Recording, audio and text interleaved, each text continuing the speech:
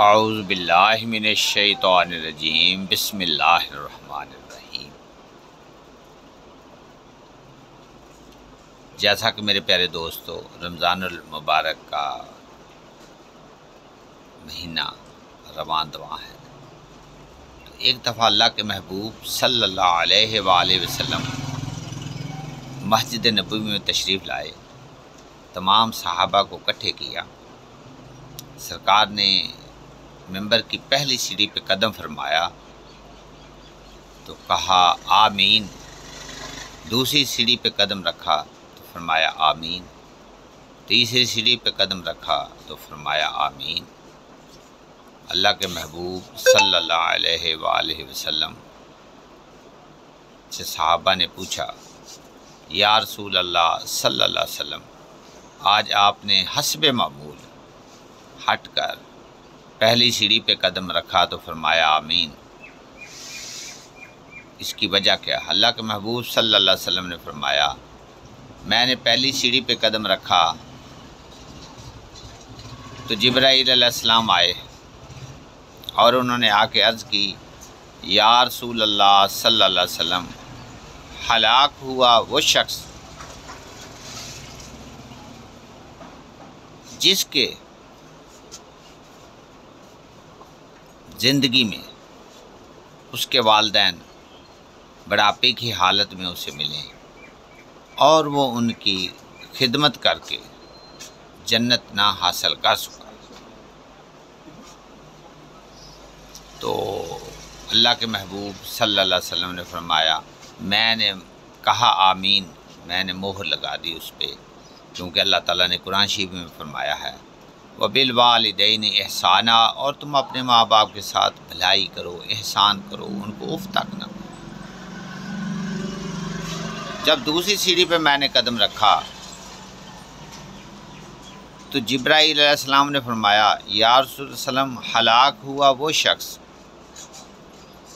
جس کے سامنے آپ کا نام نامی اسم گرامی لیا جائے اور وہ آپ صلی اللہ علیہ وآلہ وسلم پر درود شریف نہ پڑھے۔ تو پیارے دوستو، یہ بہت وعید ہے، تو آپ کے سامنے جب بھی اللہ کے محبوب صلی اللہ علیہ وسلم کا نام لیا جائے تو آپ درود شریف اللہ کے محبوب صلی اللہ علیہ وسلم پہ لازمی پڑھیں، کم سے کم چھوٹا درود شریف پڑھ لیں، صلی اللہ علی حبیبہ محمد وآلہ وسلم۔ تو اسی طرح اللہ کے محبوب صلی اللہ علیہ وآلہ وسلم فرماتے ہیں کہ جب میں نے تیسری سیڑھی پہ قدم رکھا تو جبرائیل علیہ السلام نے فرمایا، یا رسول اللہ صلی اللہ علیہ وآلہ وسلم، ہلاک ہوا وہ شخص کہ جس کی زندگی میں رمضان المبارک کا بابرکت مہینہ آیا اور وہ اس کے روزے رہ کر اپنی بخشش کا سامان پیدا نہ کر سکا، تو میں نے فرما دیا کہ آمین۔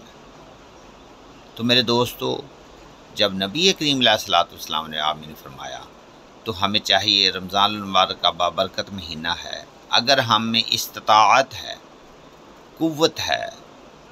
تو ہمیں روزہ رکھنا چاہیے۔ اس کے ثواب اتنا ہے کہ آپ تصور ہی نہیں کر سکتے۔ اس مہینے میں اللہ تعالیٰ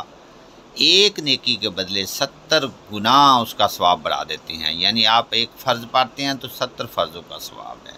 اس مہینے میں اللہ تبارک و تعالیٰ فرماتے ہیں کہ میں پہلے آسمان پہ جلوہ گر ہو جاتا ہوں اور لوگ مجھ سے پکارتے ہیں، روزے والے مجھ سے پکارتے ہیں، میں ان کی پکاروں کو سنتا ہوں۔ اللہ کے محبوب صلی اللہ علیہ وسلم نے فرمایا کہ روزہ ایک ڈھال ہے جنت کی، یہ دوزخ سے بچانے کی ڈال ہے۔ تو روزے میں ہم نے ایک دوسرے کا خیال کرنا چاہیے، ایک دوسرے سے محبت، پیار، اخلاق اور قوت پیش آنا چاہیے، ایک دوسرے سے بھلائی اختیار کرنی چاہیے۔